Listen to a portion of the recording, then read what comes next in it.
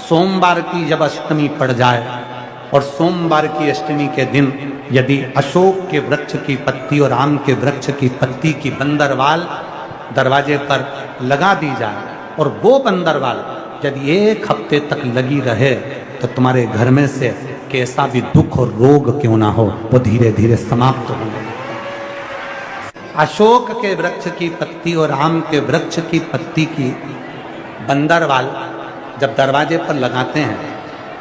जब कोई ने कह दिया कि तुम्हारे यहाँ तो रोग ही रोग है, सास बीमार पड़ती है, कभी बहू बीमार पड़ जाती है, कभी पोता बीमार पड़ जाता है, कभी पोती बीमार पड़ जाती है, कभी घर में ये परेशानी, पैसा तो आता है सब, पैसा तो आता है सब यहां वहां लग रहा है, तो कभी कभी सोमवार की जब अष्टमी पड़ जाए और सोमवार की अष्टमी के दिन यदि अशोक के वृक्ष की पत्ती और आम के वृक्ष की पत्ती की बंदरवाल दरवाजे पर लगा दी जाए और वो बंदरवाल यदि एक हफ्ते तक लगी रहे तो तुम्हारे घर में से कैसा भी दुख और रोग क्यों ना हो वो धीरे धीरे समाप्त होने लगता है। कोई कह दे कि तेरी किस्मत में सुख नहीं है, तेरी किस्मत में धक्के खाना लिखा है, तेरी किस्मत में दुख लिखा है,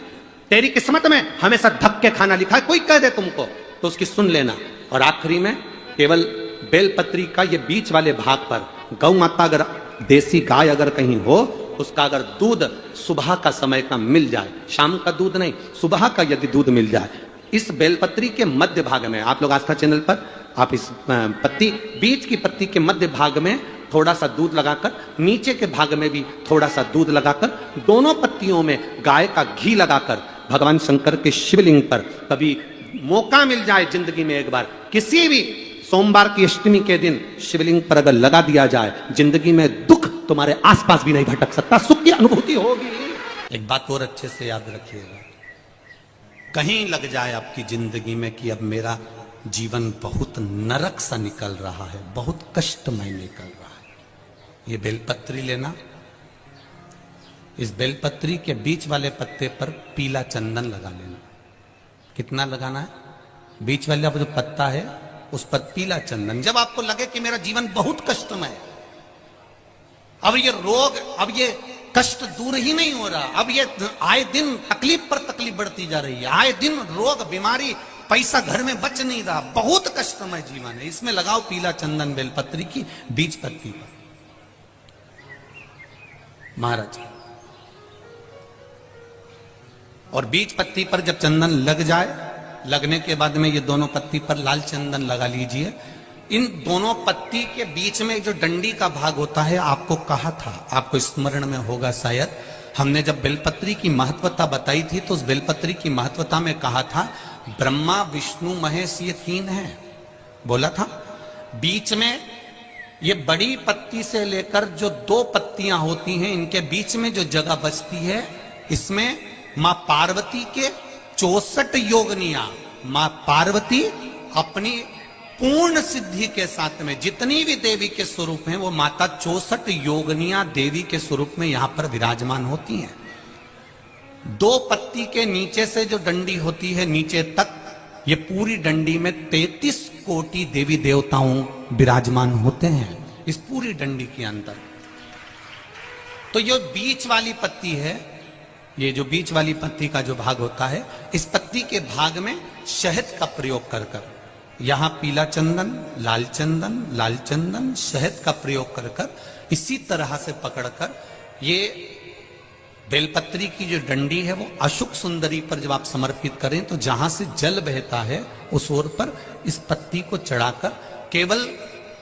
आपके हृदय की बात कहकर देवाधिदेव महादेव से कोई भी शिव जी का मंत्र, पंचाक्षर नमः शिवाय, षडाक्षर ओम नमः शिवाय, श्री शिवाय नमस्तुभ्यम, या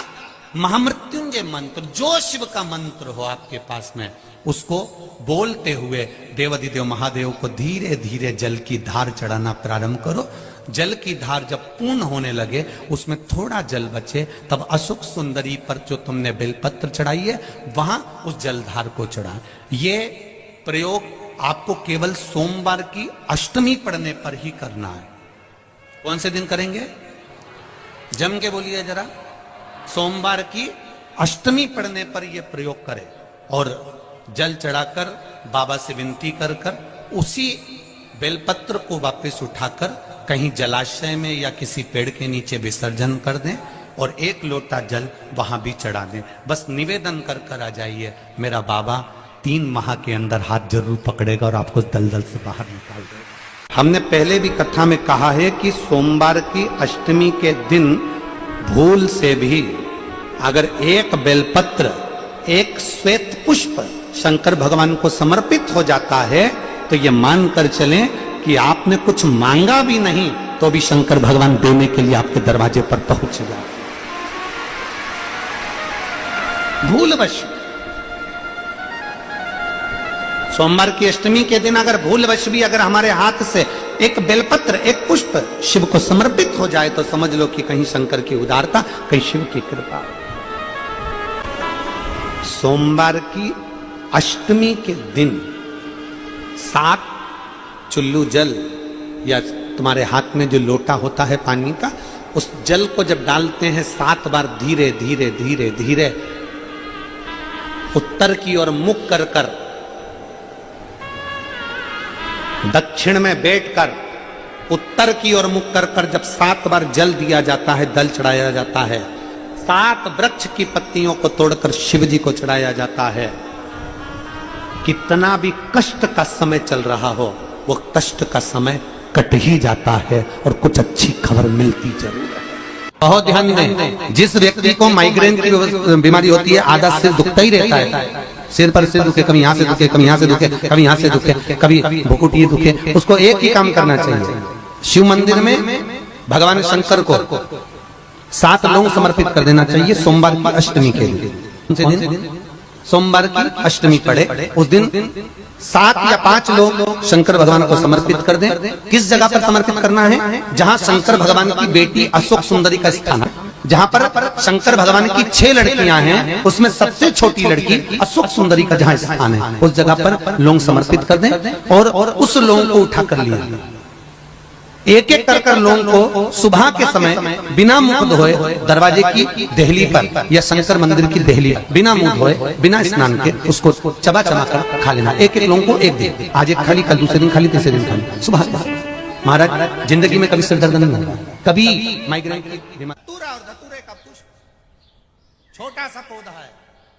ज्यादा बड़ा नहीं है, कांटा लग रहा है, धतूरा लग रहा है, और उसमें भी साधारण धतूरा नहीं, जिस धतूरे के नीचे की डंडी लाल कलर की होती है, अगर वो सोमवार की अष्टमी को देवाधिदेव महादेव को समर्पित करी जाती है तो उसके घर में कभी संपदा की कमी नहीं होती है। वो धतूरा है, साधारण नहीं है। धतूरे में भी लाल डंडी, जैसे धतूरा गोल होता है उसके नीचे एक छोटी सी डंडी, देखा है आप लोगों ने? धतूरे के अंदर एक नीचे छोटी सी डंडी होती है, जब तोड़ोगे तो वो डंडी का कलर अगर लाल है। एक बेलपत्र, लाल चंदन, शिव जी की बेटी, क्या नाम है? श्यामली बारी, स्पर्श कर कर शिव को समर्पित करो। थोड़ी देर बाद अपनी कामना कर कर उठा लाओ, रात्रि विश्राम अपने घर में रखो, बाबा से विनय कर कर दूसरे दिन फिर उसका विनय। 5-7 सोमवार करके देखो, बाबा से विनय करोगे, वो आए, हाथ पकड़ेगा, ले जाए। और जब मेरा कुबरेश्वर बाबा, मेरा त्रिकालदर्शी कैलाशी अविनाशी शिव करुणा करता है, तब दुनिया का सुख उसकी जिंदगी में, उसके सम्मुख में होता है। यदि किसी भी अष्टमी तिथि को 12 महीने में शुक्ल पक्ष कृष्ण पक्ष की अष्टमी तिथि पड़ती है, यदि किसी भी अष्टमी तिथि को अगर किसी ने नियम बनाया 5 अष्टमी का, 8 अष्टमी का, 7 अष्टमी का, एक कनेर का पुष्प शिवजी के शिवलिंग को समर्पित करना, अशोक सुंदरी के स्पर्श करना, और जो जलाधारी होती है, जैसे ये शिवलिंग है, ये जलाधारी है, तो पहले शिवलिंग पर स्पर्श, फिर अशोक सुंदरी का स्पर्श, फिर जलाधारी पर कनेर का पुष्प शिव जी की ओर मुख कर कर, अर्थात जैसे मानो ये कनेर का पुष्प है, तो ऐसा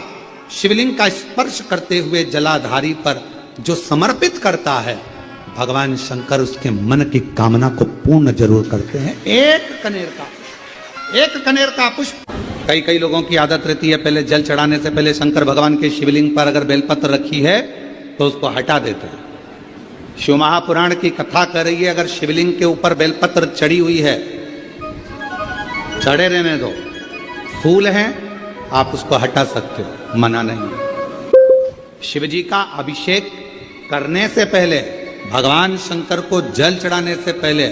जब आप घर में कोई अनुष्ठान कर रहे हो, शिव जी का अभिषेक कर रहे हो, शंकर भगवान का कोई साधना कर रहे हो, शिव अभिषेक कर रहे हो, तो सबसे पहले शिवलिंग पर एक बेलपत्र का होना जरूरी है, फिर जल चढ़ाओ। आपके पास, हमारे पास इतनी जो शास्त्रों में वर्णन किया गया, गंगा, यमुना, सरस्वती, कावेरी, मंदाकिनी, क्षिप्रा, नर्मदा आदि की जितनी भी पवित्र नदियां हैं, सरयू आदि की जितनी पवित्र नदियां हैं, इतनी नदियों का, इतने सरोवर का, इतने कुंड का जल हमारे पास नहीं है। हमारे पास इतना जल नहीं। जब जिंदगी में बहुत ऐसा हताशपन लगने लगे कि हमारा कोई साथ देने वाला नहीं है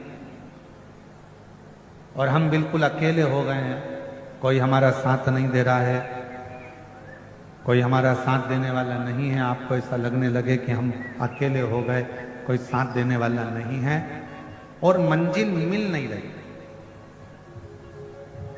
मंजिल प्राप्त ही नहीं हो रही। कनेर के फूल को हल्दी और कुंकू में लगाकर, हल्दी और कुंकू लगाकर कनेर के फूल में, कुंकू बोलते हो, इधर रोली बोलते हो, क्या बोलते हो? कुमकुम, रोली, तो जो भी आप लोग स्मरण में लेते हैं, हल्दी और कुमकुम, रोली लगाकर कनेर के पुष्प को यदि सोमवार की अष्टमी के दिन मां जगतजननी की पीठिका का स्मरण करेंगे, जैसे ये शिवलिंग है और ये जो पीठिका है जहां पर शिवलिंग रखा है, गोल जो पीठिका दिख रही है या चौकोर हो या जो भी आकृति की हो पीठिका, वो पीठिका और ये जल निकलने वाला जल हरि का। तो कनेर का जो पुष्प होता है उसमें कुंकू और हल्दी लगाकर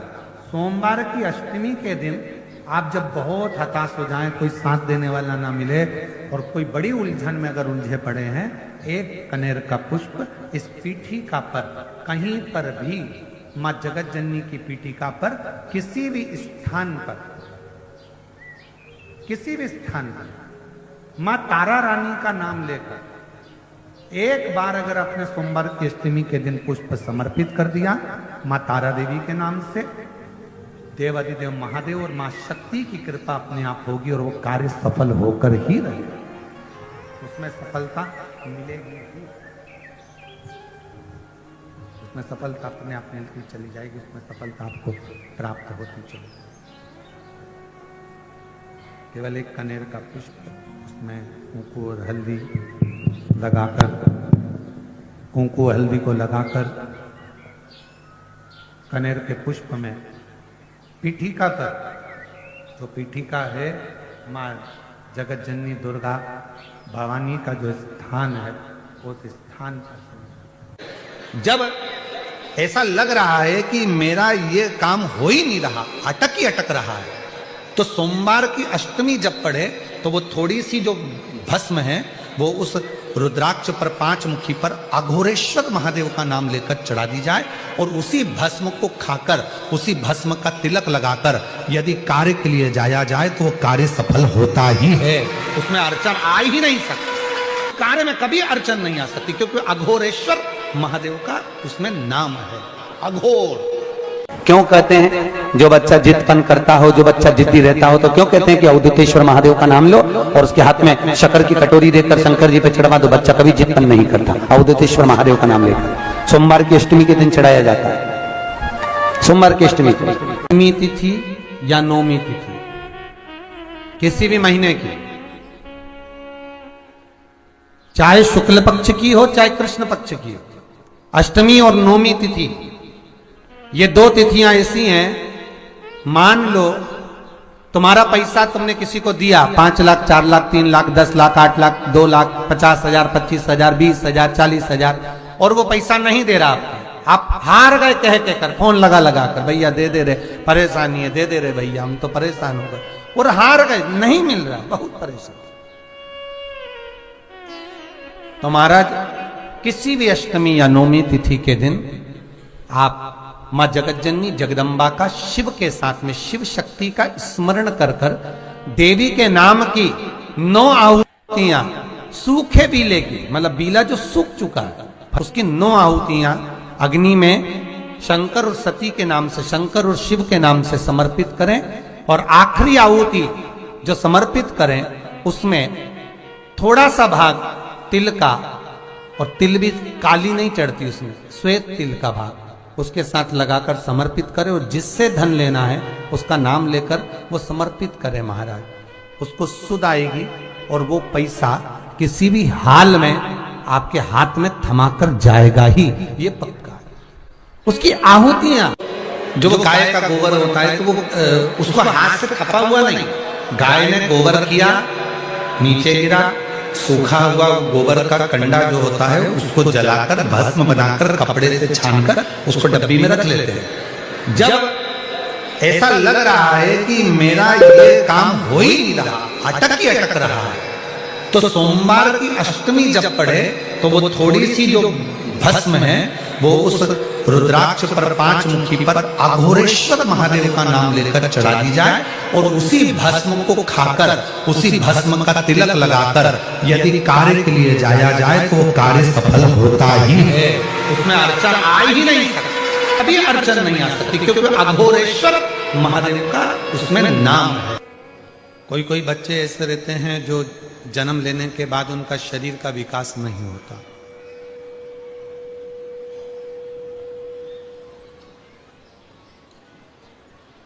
मुख में से राल टपकती रहती है, पलंग पर सोए रहते हैं, हिलते नहीं, शरीर उनका काम नहीं करता, उसको गोदी में रखना पड़ता है, ले जाना लाना पड़ता है, उसको अपनी इंद्रियों का भी ध्यान नहीं रहता कि उसको वॉशरूम आई है, कि उसको कुछ खाना है या पीना है या कुछ, उसको सुध नहीं। उन बच्चों के लिए भी शिव महापुराण में एक बड़ा सुंदर सा प्रसंग आता है। अगर आपकी कॉलोनी में, आपकी सोसाइटी में, आपके मोहल्ले में, आपके आसपास के क्षेत्र में इस तरह के अगर बच्चे रहते हैं तो उनके माँ बाप को चाहिए कि शिव को,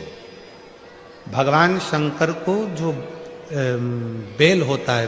बेल देखा है आप लोगों ने, इधर सूरत गुजरात में क्या बोलते हैं, बेला ही बोलते हैं, तो बेला का जो फल होता है उस फल के अंदर का जो गुर्दा होता है,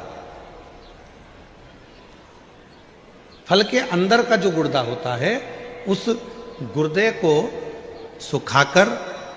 उसको बाद में जलाकर उसकी भस्म अच्छी पीस कर तैयार करो, और जिस दिन सोमवार की अष्टमी हो, सोमवार के दिन अगर अष्टमी की तिथि पड़ जाती है या अष्टमी के दिन सोमवार पड़ जाता है तो उस दिन देवाधिदेव महादेव को, अगर मंदिर में आप वो भस्म नहीं चढ़ा सकते तो घर में ही उस बाबा को थोड़ी सी चुटकी भरकर भस्म, वो जो बेले की भस्म बनाई है वो शिव को समर्पित कर दो। उसी भस्म को निकालकर उठाकर, जो डब्बी में ज्यादा भस्म है उसी में उसको डाल लो, और उस भस्म को बिल्कुल पिसी बारीक एकदम महीन भस्म को, जो बच्चा राल टपकाता है या उसका शरीर का विकास नहीं होता है, शरीर कमजोर है, वो उठ नहीं सकता, बैठ नहीं सकता, इंद्रियों का भान नहीं रहता, उस बच्चे को यदि थोड़ी थोड़ी भस्म प्रदोष समय के पहले, प्रदोष काल के पहले, शाम के समय के पहले अगर उस भस्म को थोड़ी सी मात्रा में, जरा सी मात्रा में अगर उसकी जिह्वा पर लगाया जाए तो धीरे धीरे उसकी इंद्रियां काम करना प्रारंभ कर देती है, इंद्रियां काम कर। एक बात और आपसे कहेंगे, उतारिएगा, जिसके शरीर में सफेद चमड़ी पड़ने लगती है, चर्म रोग हो जाता है, या चेहरे पर आंख के पास में पूरा कालापन आ जाता है, उसको हमेशा याद रखना है, लाल चंदन का लेपन पीपल के पत्ते पर करिए,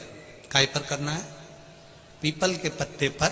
लाल चंदन का लेपन करिए। लेपन कर कर सोमवार की अष्टमी के दिन उसको लेपन कर कर वापिस निकाल कर शंकर भगवान पर उसका धीरे धीरे त्रिपुंड बनाकर लेपन करना प्रारंभ करिए। जब आप त्रिपुंड बनाकर लेपन करना प्रारंभ करें, उसके बाद उस चंदन को जो सोमवार की अष्टमी है तब निकाल कर लिया है और निकाल कर लाकर उसको डब्बी में रख लें। उस चंदन का प्रयोग चर्म रोग के स्थान पर थोड़ी थोड़ी मात्रा में करना प्रारंभ करें, पानी के साथ मिलाकर। परंतु उस चंदन को केवल 6 से 7 दिन में प्रयोग करिएगा, ज्यादा नहीं। धीरे धीरे चमड़ी,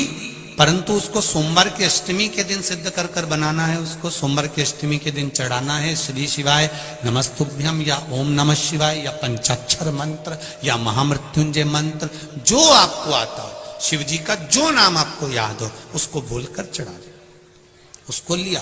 फिर उसको अपने शरीर पर लगाना प्रारंभ करो। उसका फल आपको 15 दिन के अंदर धीरे धीरे धीरे धीरे प्राप्त होना प्रारंभ हो।